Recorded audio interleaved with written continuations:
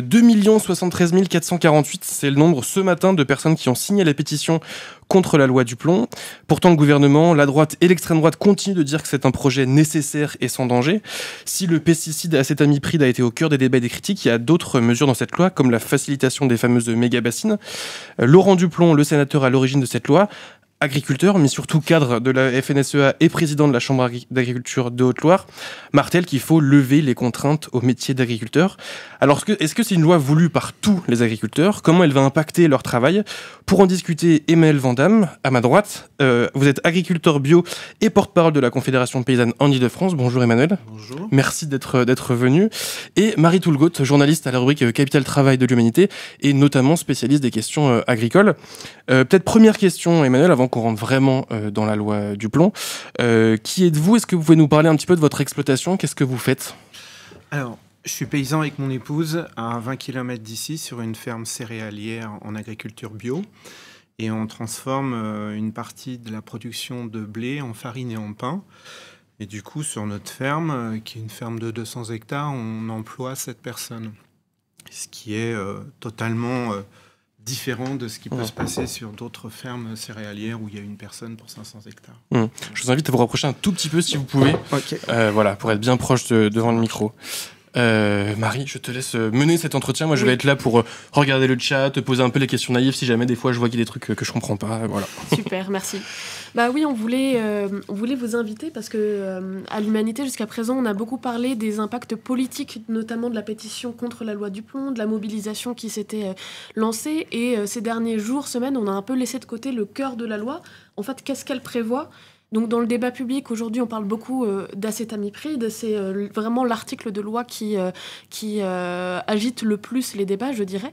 Mais il y en a d'autres, comme l'a dit Théo, dont on va parler un petit peu tout à l'heure. Donc, ce qu'on voulait faire avec vous, c'est vraiment reprendre la base, voir un petit peu ce que prévoit la loi et pourquoi vous pensez qu'elle est mauvaise pour les agriculteurs, pour les consommateurs, peut-être, pour le système agricole en général.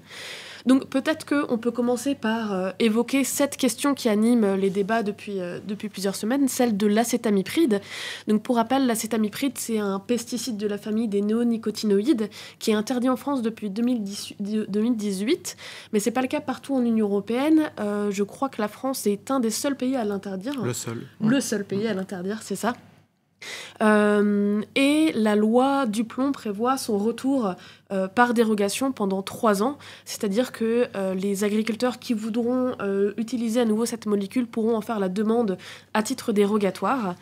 Et par ailleurs, la loi prévoit aussi de faciliter le recours à d'autres pesticides en décorrélant, en supprimant les contraintes qui pesait sur la séparation entre vente et conseil. C'est un petit peu technique, mais ça veut dire qu'en gros, une entreprise qui jusqu'à présent commercialisait des pesticides pourront conseiller directement les agriculteurs et donc peut-être taire certaines informations, en mettre d'autres en valeur pour les forcer à l'achat, sans peut-être insister sur la dangerosité de certaines molécules. Donc moi, la première question que je voulais vous poser au sujet de l'acétamipride, c'est qu'on a beaucoup parlé des impacts sanitaires sur les consommateurs et sur les riverains des champs contaminés, notamment avec peut-être un risque de cancer. Mais pour les agriculteurs qui ont recours à ces molécules, ou peut-être qui subissent le recours par leurs voisins de ces molécules, c'est quoi les risques de l'acétamipride ? Ce sont les mêmes que pour les citoyens. Enfin, c'est, je veux dire, la personne qui va utiliser ces produits est en contact avec le produit. Donc forcément, produit qui est sur une main, qui est sur la peau, c'est à peu près 5 minutes pour passer dans le sang. D'accord ? Donc si le produit cause des problèmes neurologiques, forcément l'agriculteur va être plus impacté que le citoyen qui va être un petit peu plus loin. Mais je vais d'abord répondre à une autre question que vous ne m'avez pas posée. En fait, on est en train de parler de la loi du plomb qui serait la réponse aux manifestations qui ont eu lieu l'année dernière pour tous les paysans et paysannes qui disaient qu'ils ne vivaient pas de leur production et de leur métier. Et on répond à côté. En fait, on n'est pas en train de dire on vous a entendu et on va faire en sorte que vous puissiez vivre de votre travail. On est en train de répondre à une toute petite partie, un tout petit monde dans ce monde agricole, un tout petit monde qui utilise ces produits pour faire de la betterave ou pour protéger la culture de noisettes que je ne connais pas, donc je ne parlerai pas de cette culture-là. Voilà, en fait, donc c'est juste que l'État répond à celui qui crie le plus fort. Et qui a crié le plus fort? La FNSEA et les adhérents et certains adhérents de la FNSEA qui veulent cette réintroduction en disant on n'est pas concurrentiel par rapport à nos collègues de l'Europe. Ils ont raison. C'est clair, on est en Europe, la règle, elle est européenne. Donc, nous, en France, on avait fait plus que bien, puisqu'on avait interdit ce produit parce qu'il y a des grandes suppositions qu'il soit super néfaste pour la santé. Et devant la grande colère, on fait marche arrière. Au lieu, le boulot de l'État aurait été de dire à la Commission européenne, on sait que c'est mauvais, on va le savoir d'ici 10 ans, toutes les analyses seront faites, on aura refait les études et les scientifiques nous montreront noir sur blanc, même si c'est déjà fait, mais là on dit oui, il y a plein d'études, on n'est pas sûr, machin, mais dans 10 ans on sera sûr. Et le boulot aurait dû être à la Commission européenne de dire on arrête ce produit et on l'arrête en Europe. Or, comme on est le seul pays à l'interdire, ceux qui font des betteraves disent mais nous, quand on a le virus qui attaque nos betteraves et qu'on fait 50 tonnes au lieu d'en faire 100 à l'hectare, bah du coup, par rapport à nos collègues belges et allemands qui, eux, continuent d'utiliser ce produit, c'est de la concurrence déloyale. Donc effectivement, là, il y a un sujet, il y a un vrai sujet.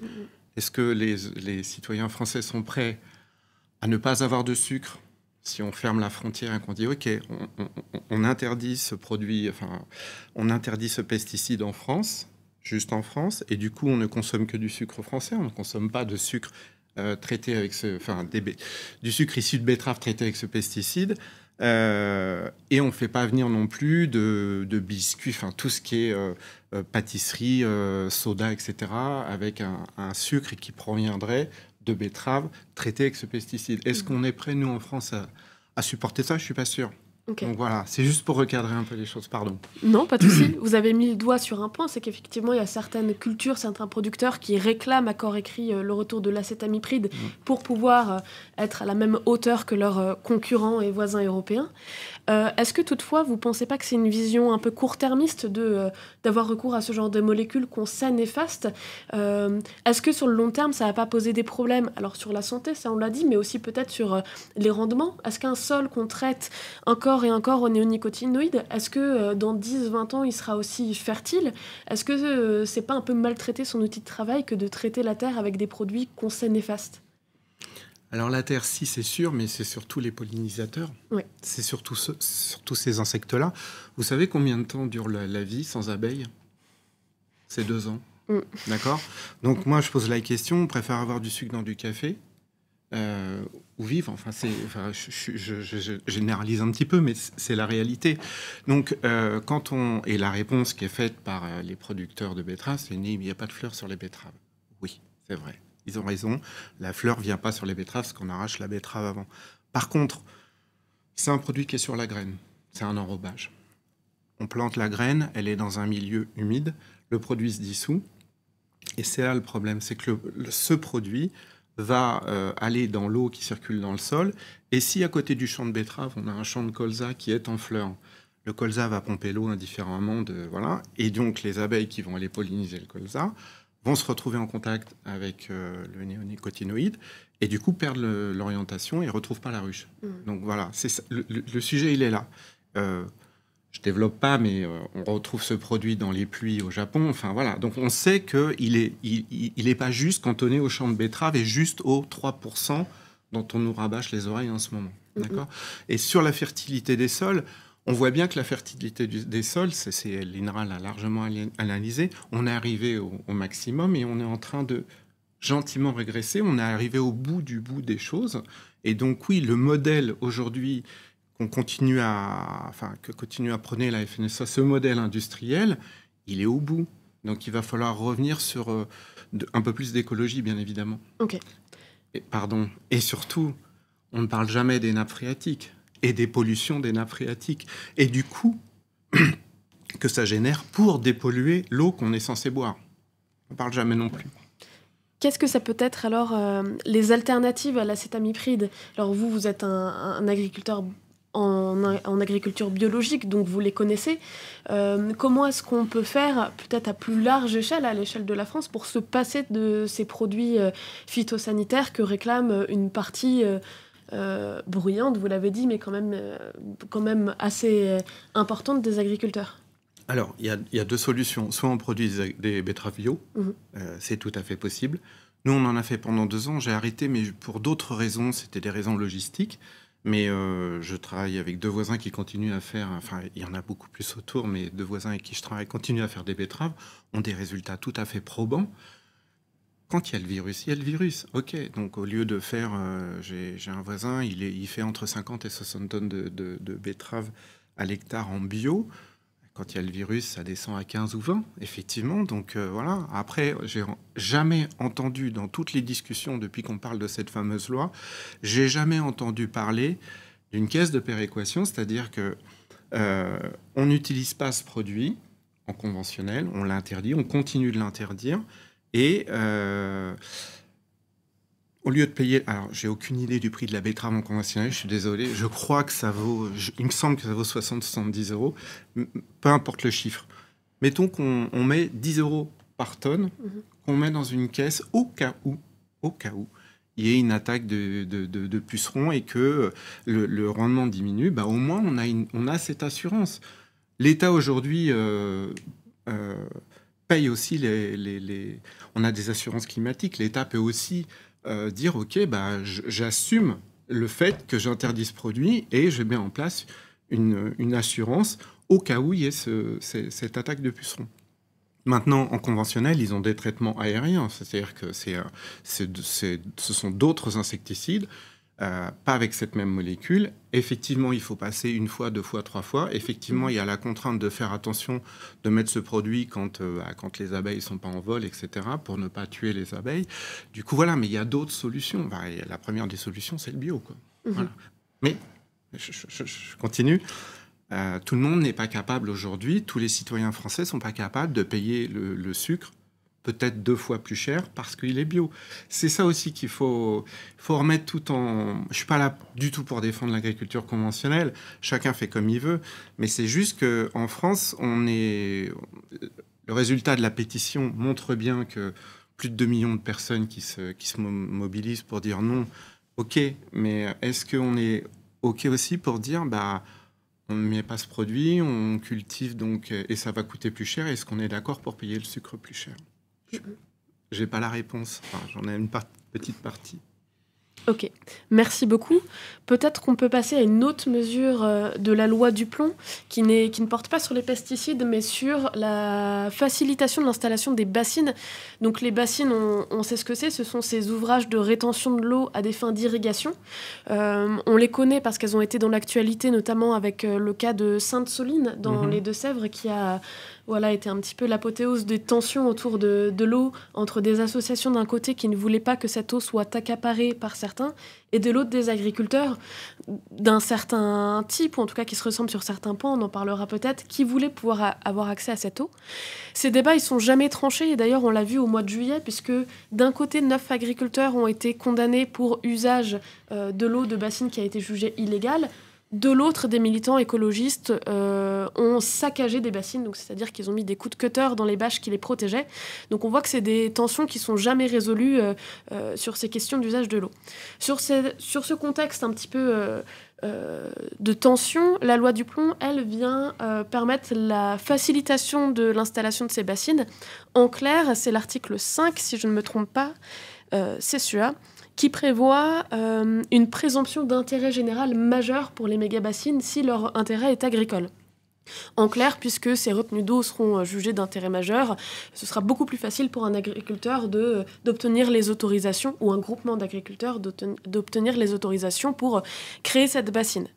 Donc c'est un point dont on a un peu moins entendu parler, mais qui quand même est assez intéressant.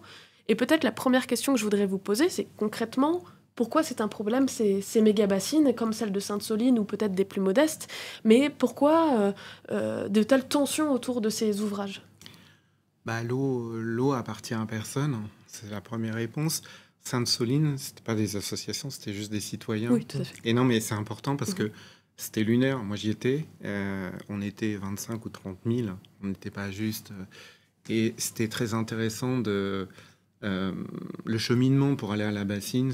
On avait, je crois, 5 ou 6 kilomètres à faire à pied. Donc, on était avec des gens qui se retrouvaient là, qui n'étaient pas des voyous, évidemment, comme ça a été décrit, et qui partageaient la même chose, c'est-à-dire, mais l'eau appartient à tout le monde. Donc, les bassines, pour revenir à la question, nous, à la Conf, on n'est pas contre les bassines. Ce qu'on cherche à dire, c'est, mais pour quelle utilisation ?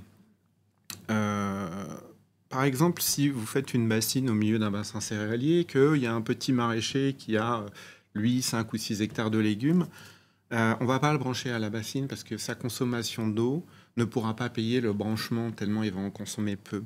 Donc, c'est le premier sujet. Deuxième sujet, c'est on a un changement climatique, ça on le voit, on le vit, on le subit. Et est-ce que la question, c'est pas de se dire, mais les productions qu'on fait, je vais citer au hasard la Charente ou la Charente-Maritime, où on irrigue sur des parcelles de maïs notamment, est-ce qu'on ne peut pas se dire, mais à cet endroit-là, il faut peut-être arrêter ces cultures-là, ou à d'autres, c'est juste retenir l'exemple, arrêter le modèle qui était fait jusqu'à ce modèle qu'on perdure depuis 50 ans, et s'adapter au changement climatique et ne plus avoir besoin d'irriguer et surtout ne pas irriguer avec cette eau-là des produits qui vont être vendus à l'export. Quel est l'intérêt ? Si c'est pour arroser des légumes qui vont être vendus en France en circuit court et en France, on va dire pour cadrer le truc, il n'y a pas de souci, que ce soit bio, conventionnel, on s'en moque totalement. Mais c'est juste quelques agriculteurs, une dizaine, une vingtaine cotisent sur une bassine. Nous, citoyens, nous cotisons aussi, puisque c'est subventionné à plus de la moitié. D'accord ? Ça coûte une fortune. Hein. Et ça, pour arroser des grandes cultures qui vont être vendues à l'export, ça n'a pas de sens. Aujourd'hui, si on est dans l'idée de dire que l'eau est précieuse, alors nous, évidemment, on a un mois de juillet un petit peu compliqué, il pleut tout le temps, donc on se dit, bah non, l'eau, il en tombe. Mais dans le sud, il n'en tombe pas. D'accord ? Donc, c'est vraiment ça qu'il faut avoir à l'esprit, c'est l'eau appartient à tout le monde et on en fait quoi ? Et là, je pense que c'est aux citoyens de décider on fait quoi de l'eau. C'est pas à lui de décider comment on fait, quelle agriculture on fait, parce que tout le monde n'est pas spécialiste et je suis pas spécialiste d'autres métiers. Mais c'est juste dire l'eau, c'est un bien universel et on fait quoi avec ça ? Voilà. Donc concrètement, une des solutions que vous préconisez, c'est d'arrêter dans les zones où on remarque une tension hydrique des cultures très gourmandes en eau et qui ne sont pas consommées sur le territoire. Oui, alors, bien évidemment oui, mais par contre on ne peut pas dire au paysan qui fait ça, lui dire bah, stop, maintenant t'arrêtes, il vit de quoi ? Il a un métier, il a une entreprise, il faut qu'il la fasse vivre. Donc il y a un accompagnement à faire. Mais le problème, c'est que dans notre pays, ce fameux accompagnement ou ce fameux changement, on sent bien qu'on a du mal à tourner le volant. Si on revient sur les néonicotinoïdes, en théorie, ça fait depuis maintenant 6 ans, 7 ans qu'on aurait dû trouver une molécule de remplacement moins dangereuse. On ne l'a pas, d'accord ? J'ai envie de croire que oui, on la cherche, mais il y a un autre côté qui me dit non, on ne la cherche pas, on a une solution. Et surtout, comme ça coûte une fortune de trouver des molécules qui vont bien et qu'aujourd'hui, elles sont regardées à la loupe. Donc, c'est un peu le souci en France, c'est qu'on a un petit peu du mal, et en agriculture en particulier, à prendre le virage de l'adaptation climatique. D'accord.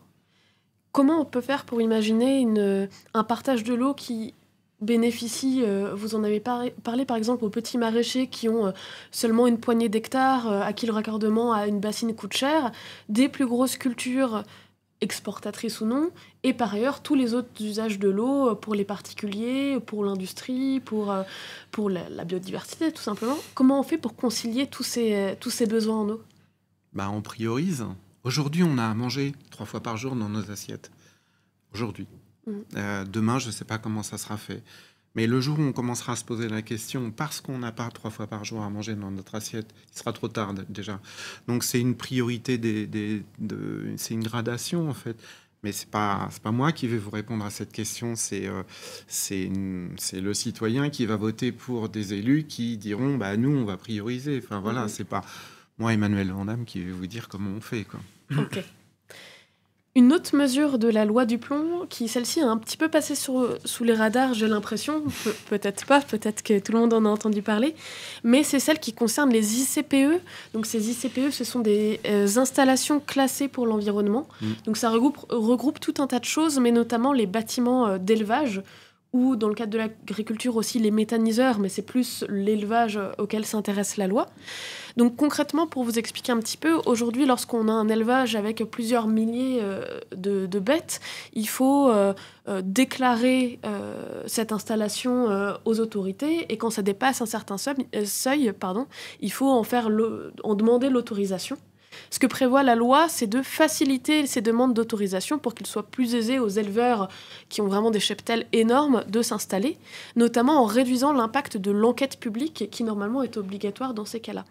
La loi prévoit aussi d'augmenter le nombre d'animaux par élevage dans le cadre des contrôles environnementaux. Donc en clair, par exemple, aujourd'hui, un poulailler avec 40 000 poules, quand un poulailler dépasse le nombre de 40 000 poules, il doit être assujetti à des contrôles environnementaux. Demain, avec la loi du plomb, ce sera le cas qu'à partir de 85 000 poules, donc quasiment un doublement du seuil. Donc ce qu'on peut comprendre avec ces dispositions, c'est que les élevages vraiment massifs, les cheptels très importants, seront facilités. Est-ce que vous trouvez que c'est un problème, ces dispositions qui facilitent l'installation de ces gros élevages ? Alors, deux casquettes. D'un point de vue économique, je me mets à la place du paysan qui fait ça, même si perso, je ne pourrais jamais le faire. On diminue les coûts fixes et donc on augmente la marge. On augmente la marge, pourquoi ? Parce qu'en face, on a la grande distribution qui ne fait que baisser les prix d'achat. D'accord ? Parce que, soi-disant, après, on a le consommateur qui n'a pas les moyens d'acheter. Il faut vraiment aller jusqu'au bout d'accord ? Donc, je me dis, si je prends cette casquette-là, je dis, OK, bon, je comprends. Maintenant, pour moi, c'est terrible. Vous avez cité l'exemple des poules, moi, je vais vous citer l'exemple des porcs.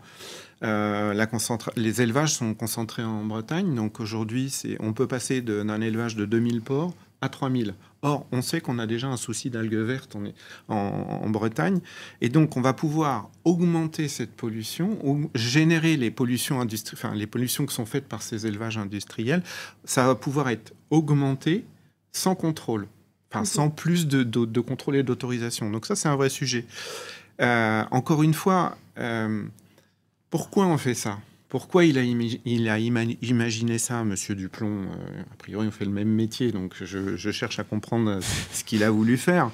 Donc, je pense qu'il est chef d'entreprise et qu'il s'est dit, ok, si on augmente le nombre de têtes dans l'élevage et sans trop qu'on se fasse enquiquiner, je diminue mes coûts fixes, j'augmente ma marge et donc je peux répondre mieux à la grande distribution. C'est prendre le problème totalement à l'envers.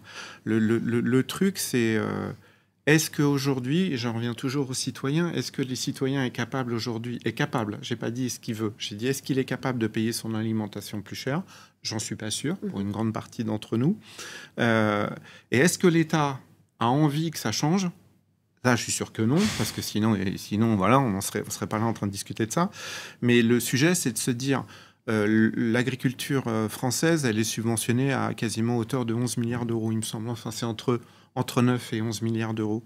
Est-ce qu'on ne pourrait pas dire à un moment donné, mais payons aux paysans le prix de leurs produits, le vrai prix, et ces 11 milliards d'euros qui sont, entre guillemets, nos impôts, on les redistribue aux citoyens de façon à ce qu'ils puissent acheter les produits qui évidemment auront augmenté de prix, qui puissent acheter les mêmes produits, quoi.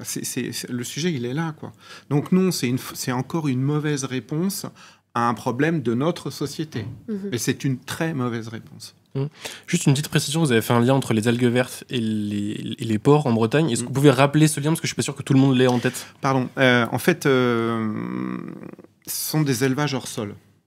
C'est-à-dire qu'on peut avoir un élevage de porcs, concentrer 2000 porcs dans un bâtiment ou dans plusieurs bâtiments, et ne pas avoir forcément la surface de terre autour pour répandre le lisier, c'est-à-dire les déjections des porcs. D'accord ?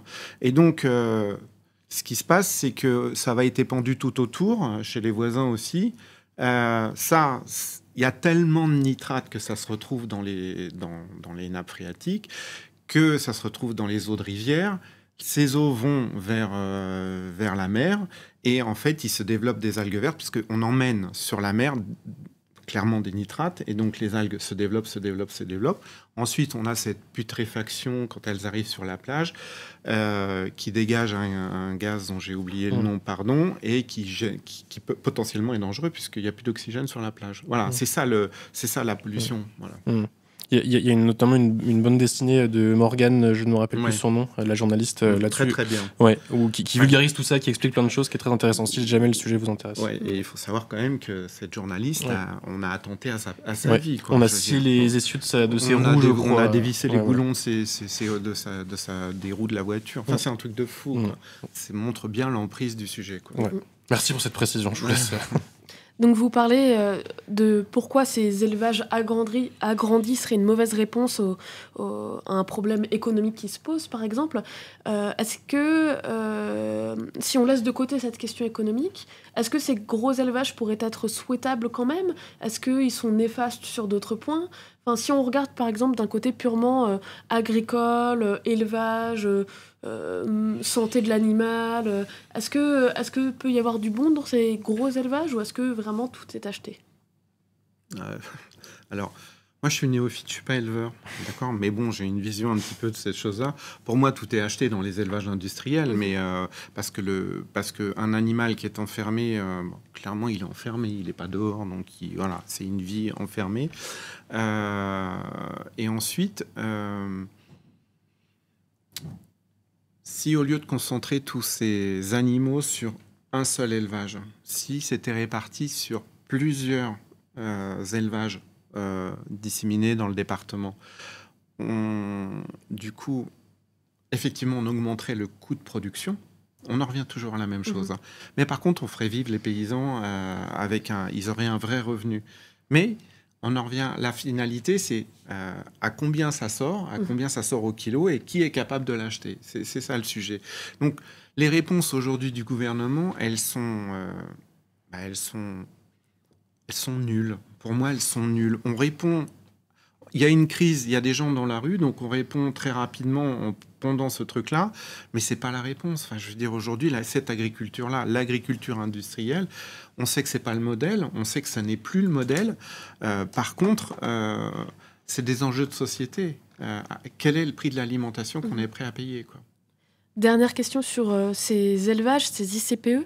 Concrètement, si se multiplient ces fermes-usines dont on parle, ou peut-être même sans aller jusque-là, ces gros élevages en tout cas, quel peut être l'impact sur les éleveurs qui, eux, se cantonnent à un cheptel beaucoup plus petit, soit parce qu'ils ne veulent pas, soit parce qu'ils ne peuvent pas accumuler plus de bêtes et faire grossir leurs élevages. Est-ce que ces petits éleveurs vont être lésés par l'augmentation de la taille de leurs voisins ou pas particulièrement ? Et ils vont être lésés au niveau du coût de production, ça c'est une évidence. Du coup, il va falloir qu'ils trouvent des systèmes de vente en circuit court. Du coup, leur viande sera... Enfin, ce qu'ils vont vendre, ça de bien meilleure qualité et vendu, ça leur sera payé plus cher et peut-être aussi moins cher qu'en grande surface. En fait, si les citoyens retrouvent le circuit des ventes directes comme ils ont su le faire pendant le Covid, par exemple, s'ils font cet effort-là de retourner vers les fermes, d'aller acheter en direct, c'est pas toujours possible, mais c'est une des solutions. Ils vont acheter des produits de meilleure qualité et souvent moins chers qu'en grande distribution.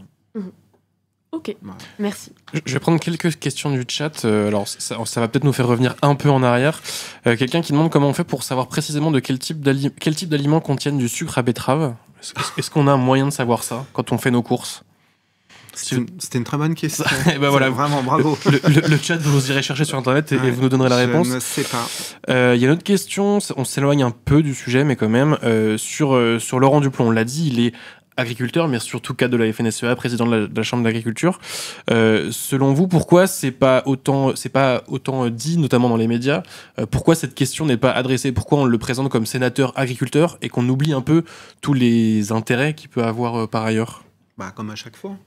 Alors, je veux dire, dès qu'il s'agit de la FNSEA, le président Rousseau, il est quand même... On sait qu'aujourd'hui, il est à la tête d'une grosse industrie agroalimentaire, donc, mais c'est pas d'intérêt. Enfin, bon, pour moi, pardon, c'est entre guillemets un collègue, mais il m'intéresse pas, ce monsieur. Voilà, enfin voilà, pardon pour cette réponse. Il nous intéresse pas non plus. Enfin, non, mais enfin, voilà, vous inquiétez pas. voilà, en fait, il y a un cuisinier dans son département qui est un chef étoilé. J'ai vu cet article et dit j'ai honte de faire partie de ce département où il y a Monsieur Duplon. Bah voilà, moi en fait je serais très intéressé par aller rencontrer ce monsieur pour voir de quel monde il vient. A priori on fait le même métier, mais on vient pas du même monde, quoi, clairement. Voilà. Très bien. Juste une petite précision, pour être tout à fait exact, je ne crois pas que Laurent Duplon soit encore président de la Chambre d'agriculture. Il l'a été, mais c'est plus ses fonctions. Autant pour moi. Mais il est président de la FNSEA locale, non? Oui, par contre, il a des responsabilités auprès de la FDSEA de Haute-Loire, si je ne me trompe pas. Mais il n'est plus, à l'heure actuelle, président de la Chambre d'agriculture. Et donc aussi sénateur de Haute-Loire. Voilà. C'est pour aussi sénateur de Haute-Loire. Qu'il peut peut-être y avoir des petits conflits des fois. Tout à fait, on voit qu'il y a des liens entre les deux mondes. On a un petit peu fait le tour des principales dispositions de la loi Duplon, donc on le rappelle, qui sont la facilitation du recours à l'acétamipride, cet agrandissement des élevages et la facilitation de l'usage de ces bassines. Maintenant, on peut peut-être prendre un petit peu de hauteur, analyser un petit peu plus globalement cette loi. Et la première question que j'aimerais vous poser à ce sujet, c'est celle-ci. On n'en a pas parlé, mais l'intitulé de la loi écrite par Laurent Duplon, c'est une loi pour lever les contraintes au métier d'agriculteur. Donc elle est clairement présentée comme une loi pour les agriculteurs, pour faciliter leur travail. Avec tout ce qu'on a dit jusqu'à présent, est-ce que vous pensez qu'elle répond à cet objectif ? Pas du tout. Pas du tout. On va s'adresser à quelques agriculteurs, donc ceux qui irriguent, ceux qui sont éleveurs de gros élevages et ceux qui font des betteraves, 3% de mémoire. Mais tous les autres qui étaient dans la rue l'année dernière, eux, ils demandent juste à vivre de leur travail. En quoi ça répond à ces gens-là ? En rien, mais en rien du tout, quoi. Donc on est encore hors sujet, une fois de plus. Donc non, c'est faciliter quoi ? Oui, effectivement, on a un bureau... Enfin, ça a été dit plein de fois et ça a été répété. On passe de plus en plus de temps à des obligations administratives. Tout à l'heure, je vous disais, quand on remplit notre dossier PAC, en fait, on remplit un quiz, coche des cases. Puis à la fin, on a bon, ou on a moyennement bon, ou on n'est pas bon du tout, et en fonction de ça, on touche des sous, quoi. Des sous qui viennent compenser le fait qu'on vend des produits qui ne sont pas à leur prix, quoi. Donc, bon, voilà. Cette loi répond en rien, mais en absolument rien, à ce que demandent les paysans, c'est-à-dire les paysannes, pardon, c'est vivre de leur métier, tout simplement. Ça répond en rien à ça. Pour qui est-ce que cette loi a été écrite alors ? Si elle n'a pas été écrite pour les paysans et les paysannes, si elle répond en rien à vos revendications, et par ailleurs, si elle déplaît à plus de 2 millions de citoyens et citoyennes, pour qui elle a été écrite ? Bah, c'est transparent, non ? Enfin, voilà, les cultures industrielles, les élevages industriels, et ceux qui doivent irriguer, alors industriels ou pas, peut-être pas, mais voilà, on répond à une petite partie d'un modèle agricole industriel qui cherche à sauvegarder. En fait, j'ai l'impression qu'on met ils sont sur un bateau pneumatique. Il y a déjà plein de rustines partout. Et là, on a trouvé une super rustine qui va tenir encore 1 an ou 2. Mais 1 an ou 2. Et après, non. Et aujourd'hui, ce que je trouve en fait assez fabuleux dans cette pétition, c'est que on sort des murs de l'agriculture et des paysans et paysannes. Ce sont les citoyens. Alors oui, les citoyens revendiquent plein de choses. Bon, après, il faut assumer. Hein. C'est ce que j'arrête pas de dire depuis tout à l'heure.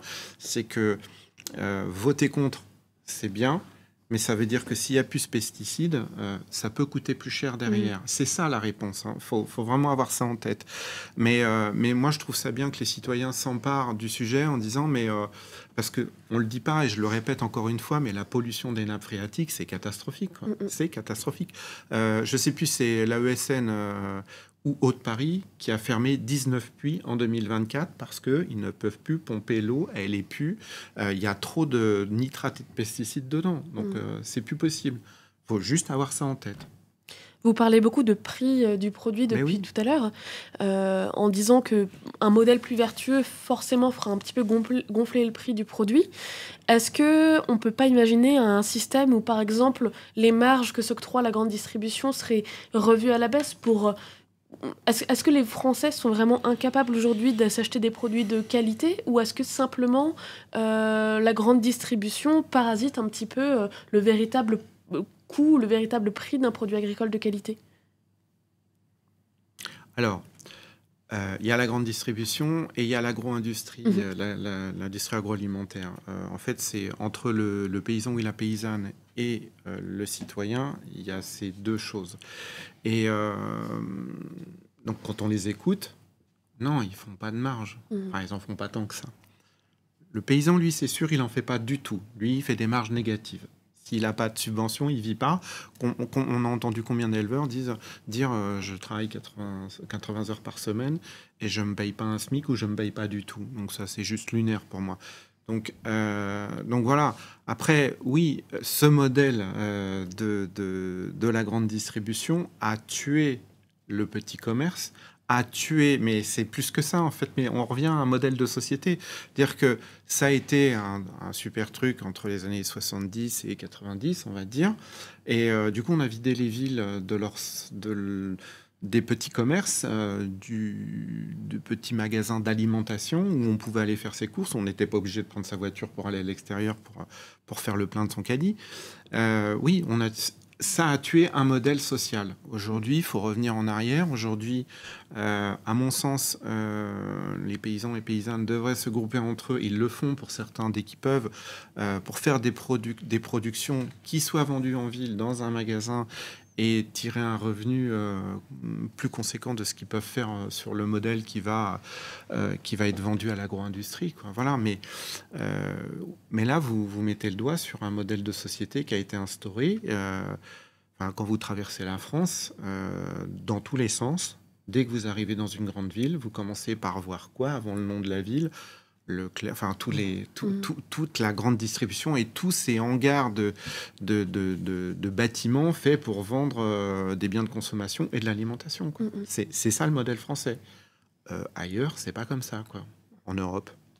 Ce que vous décrivez avec cet exemple, mais aussi ce que va permettre la loi du plomb, en tout cas renforcer la loi du plomb, c'est un modèle agricole productiviste, libéral, très tourné sur l'exportation, et en tout cas assez peu attentif aux besoins des paysans et des paysannes.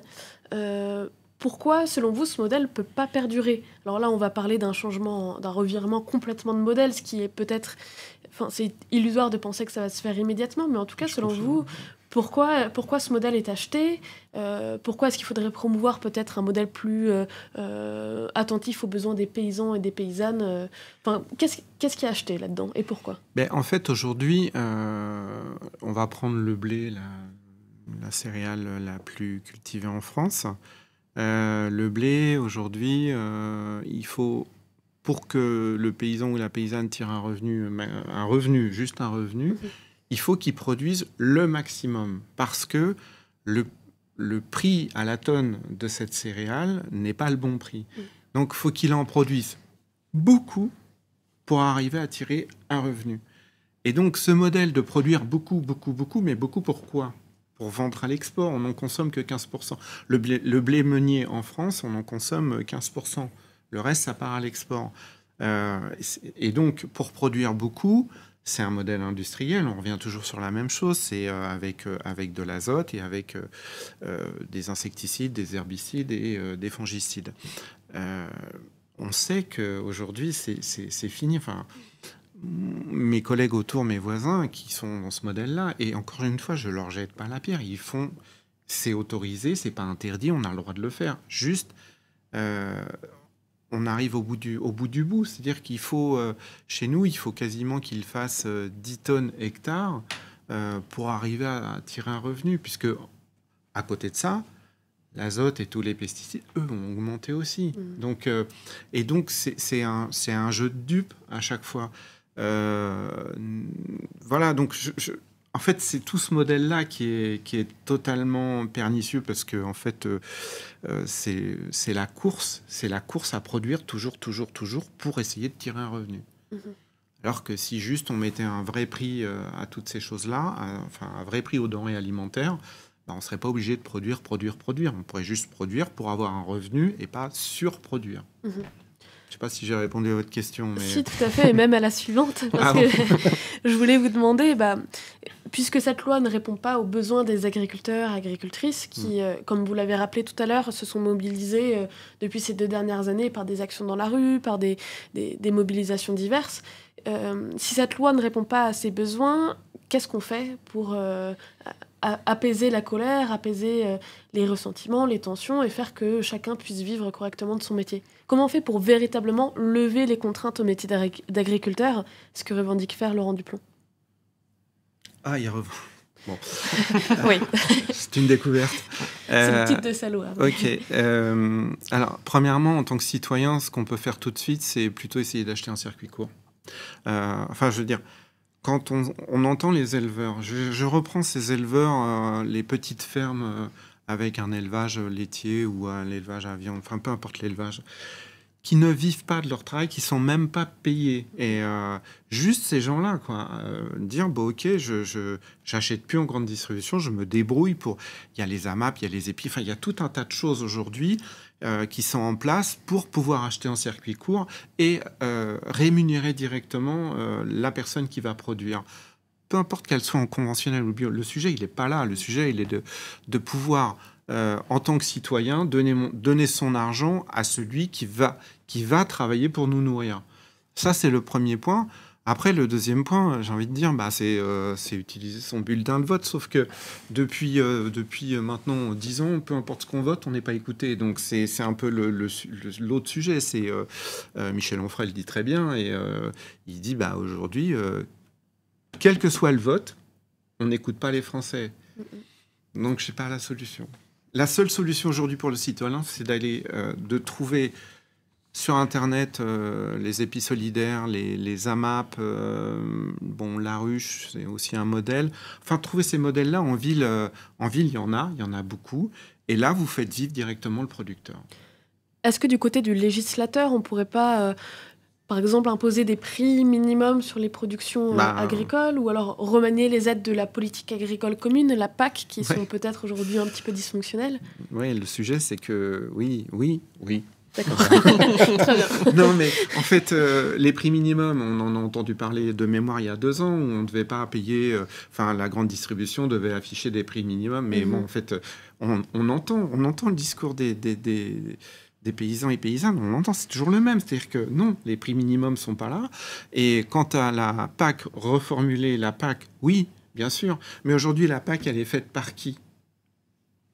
Par Ursula von der Leyen, la Commission européenne. Oui, voilà, elle est faite par la Commission européenne. Et à la Commission européenne, qui va négocier là-bas? Les syndicats majoritaires, donc la FNSEA, donc qui n'a pas du tout envie de changer son modèle, mais pas du tout. Et du coup, voilà. Et donc, on tourne en rond. C'est pas très optimiste, mais... mais je ne le suis pas, je ne le suis clairement pas. Alors que, il y a plein de solutions, mais on n'est pas avec un gouvernement qui veut aller vers ces solutions-là. En fait, c'est vraiment... il a reculé devant celui qui criait le plus fort. Et ça, c'est quand même atterrant. Enfin, moi, ça me... Et que ce soit un paysan en plus qui vote, qui rédige cette loi, moi, ça me rend fou. C'est pas le même métier. Mais justement, est-ce que c'est vraiment un paysan? Parce que je vois que ça a agité aussi un peu le chat. C'est quoi la différence entre un paysan et un agriculteur? Parce que vous appelez la confédération paysanne, vous n'êtes pas la confédération agriculteur. Est-ce que dans le côté paysan, il n'y a pas aussi le côté un peu plus autonome, un peu plus respectueux à la fois de son outil de travail, de l'environnement, etc. C'est quoi la différence entre paysan et agriculteur? Alors, il n'y en a pas, clairement. C'est une façon de se nommer. Moi, je la trouve plus respectueuse. En fait, ce que je ne supporte pas, c'est le mot exploitant agricole. Ça, c'est exploiter la terre. C'est un truc de fou, quoi. On n'exploite pas la terre. La terre, on la cultive, on lui donne, elle nous rend, mais on n'exploite pas. Donc, on n'est pas exploitant agricole. Enfin, c'est... Quand on cherche dans la définition de ce mot, c'est un truc de fou. Donc, Moi, je préfère, quand je vois mes collègues, je dis salut paysans, je dis pas salut agriculteur, ça n'a pas de sens pour moi. Enfin, voilà, quoi. Donc, il n'y a pas de différence en soi, c'est juste que, voilà, à la conf, on préfère s'appeler comme ça, quoi. Très bien. Marie, est-ce que tu avais encore des questions ? Je crois que j'ai fait le tour de tout ce que je voulais vous demander. Est-ce que, Manuel, vous avez un dernier mot à dire à celles et ceux qui nous écoutent ? Alors, on a bien compris le message. Maintenant, c'est bien d'avoir signé la pétition. Maintenant, il faut assumer en allant acheter des fois moins cher les produits dans les circuits courts, dans les AMAP, dans les magasins de producteurs, etc. Est-ce que vous avez un dernier mot pour celles et ceux qui nous regardent ? Parce que c'est vrai que à la fin de cet entretien, c'est pas très... l'avenir n'est pas très glorieux. On est un peu pessimiste. Est-ce qu'il y aurait pas un message d'espoir ? Désolé, mais bon, Non, c'était pas le but de ma venue. Mais vous l'avez bien résumé, c'est aller acheter en circuit court si on peut et si on en a les moyens. Mais si globalement, c'est quand même moins cher en circuit court qu'en grande distribution. Et l'autre sujet, mais là, je sors de mes prérogatives, c'est Emmanuel Vandamme personnellement qui va parler et pas le représentant de la con, c'est continuer d'aller voter. Même si on n'est pas écouté, peut-être qu'un jour on sera écouté. Enfin, voilà, si on veut changer de modèle, il faut changer les gens qui sont là, quoi. Et je vois pas d'autres solutions. Voilà. Donc désolé si j'ai ruiné. Non, il n'y a pas de problème. C'est aussi important des fois de mettre en lumière tout ça.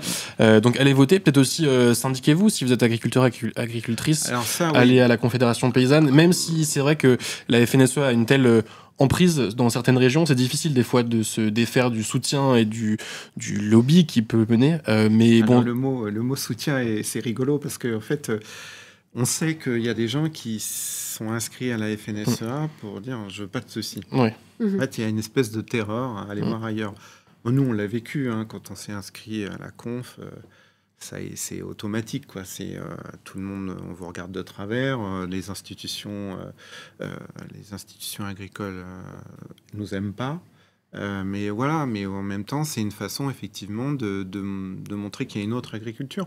Et l'intérêt pour nous d'être dans les institutions aujourd'hui, c'est de pouvoir montrer, parce que dans les institutions, il y a les paysans et les paysannes, mais il y a aussi les fonctionnaires qui sont là. Et quand nous, on est, nous, conf, on arrive avec un autre discours, celui qui n'est pas agriculteur, qui n'est pas paysan, et qui entend un autre discours, dit « Ah ben donc, il y a une autre solution. Il y a quelque chose d'autre est possible. » Donc, il n'y a pas que le discours de la FNSEA. Donc, c'est ça l'intérêt, quoi. Voilà. Peut-être une maigre touche d'optimisme, mais n'oublions pas qu'aux dernières élections aux chambres d'agriculture, la FNSEA, qui reste majoritaire, a quand même perdu bon nombre de chambres, certes au profit de la coordination rurale, mais peut-être que c'est le signe d'un ras-le-bol qui commence à se faire émerger dans le monde agricole. Oui, il y a clairement un changement. Nous, en Île-de-France, on est passé au-dessus des 10%, donc on est représentatif, donc on va dans les institutions. Bravo. Donc c'est un enjeu, parce qu'en face de nous, on a le premier truc où je suis allé cette année, là, au mois de juin, c'est juste pour vous dire, j'ai dit non, mais j'ai utilisé le mot pesticide et on m'a repris en me disant mais on n'utilise pas des pesticides, nous on utilise des produits phytosanitaires. Je dis, waouh, ça va être compliqué. Voilà. Bienvenue. Voilà, c'est ça. Donc bon, voilà, c'est comme ça.